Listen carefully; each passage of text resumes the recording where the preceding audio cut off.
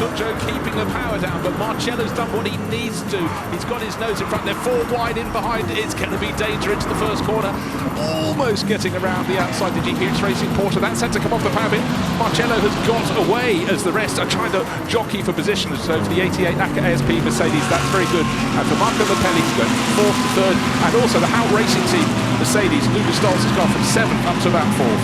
Look at the dust around the outside of turn 3. Cars way in and totally off the racetrack. Good start by Marco Mappelli, but even better start in fact by Earl Bamber. He looked like he was about to try and shut the door on the 88 Mercedes into turn 1, but he thought the wiser of it, backed out, and of course contact behind.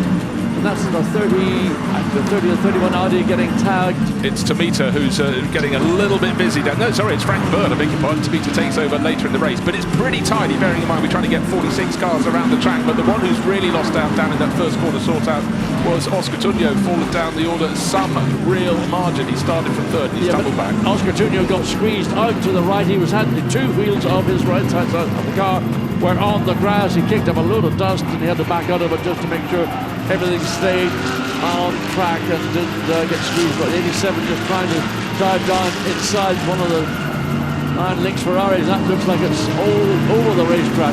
That I think is a 51 Ferrari. It looks not particularly nice handling car. The sister car there coming through right now in 6th place. But Earl Bamber starting to haul him in a little bit in 2nd place. I think Robin Breeders has gotten ahead of Lavalainen.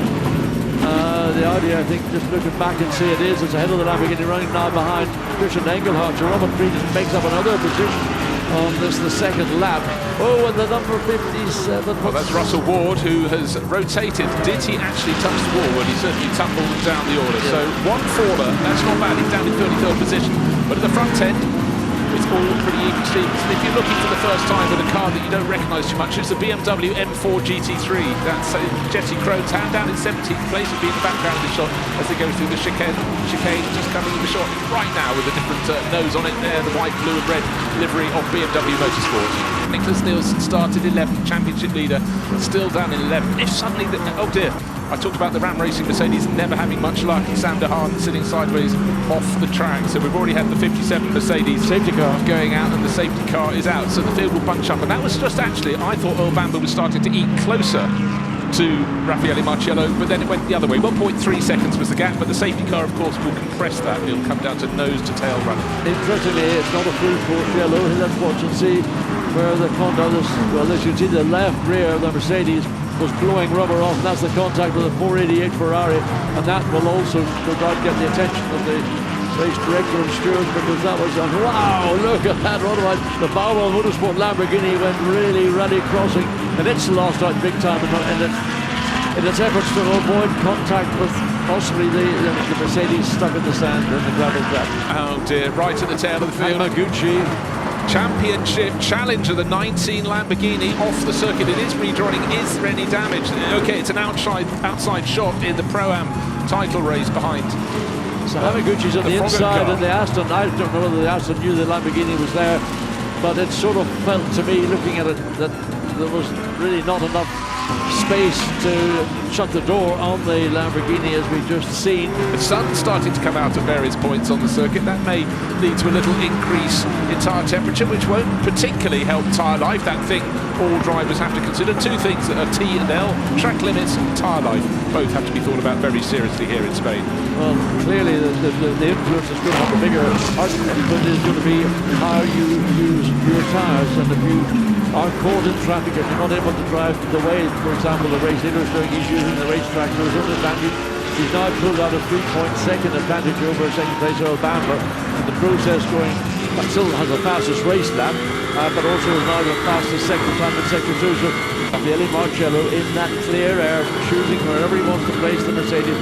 Yeah, you can see over the previous 3 laps just how much, well, it was only by 1/10 here, 2/10 there, 2/10 again, but bit by bit the gap was, well, the only will come across is now 0.8 of a second. In fact, that's probably stretched frankly more in the favour of the Porsche. As we look at Ben Barnicoat and the McLaren, is it battling away with Stein Stonehouse for that 15th position. Yeah, certainly a few places gained here and there by the McLaren. Next target is Shot also on his return to the series. But I really think at this point in the race, Earl Bamber is Raffaele Marcello's friend. Now let's take a look at some action further downfield. There's the Walker horse number. Oh, sorry, it's the Busan Ginion car carrying Ujay pulling across on a car that's been off the track once and has had side contact again. It's the car that's second in the Pro-Am class, Hiroshi Hamaguchi. Now, will he have picked up a puncture with that side-on contact? I mean, I'm not quite sure that was a viable overtake by the Lamborghini, but anyway, Hamaguchi went for it, and the BMW took its line to the contact and the damage to the bottom of the front bodywork of the BMW on the left-hand side. Apparently, there has been a deflating front tyre. Not a huge amount of action down at the Busan Ginion pit, so the car is up on those air jacks.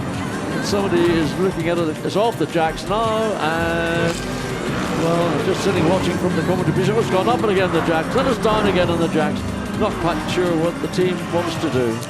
Let's look and see again a replay of what's there. Is the Busan Ginion coming down the inside of the number 11 Ferrari down into turn 1. Oh, there we go, there we go. Now, the car, is that the second incident that's been involved in? I think it is, because the damage was already on that right front of the number 11 Ferrari. And he's lapping easily faster than those behind. There may be some traffic coming up. We've had a few cars scrambling through the pits for puncture repairs and drive-through penalties, but Marcello, another lap under his belt.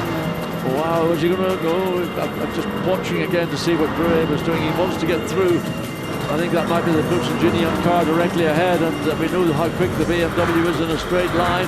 But there he is and runs. Whoa, and this is the opportunity that Nielsen looked for, because Gr3 got compromised. The BMW compromised Gr3, and that is a gift, an absolute gift for Nicholas Nielsen, and he was waiting for that opportunity as Gr3 tries to come back and find out. Look, Marcus Winkelhock likewise saw that, read it well, and was almost able to make a pass on the Mercedes for him to make up one more position.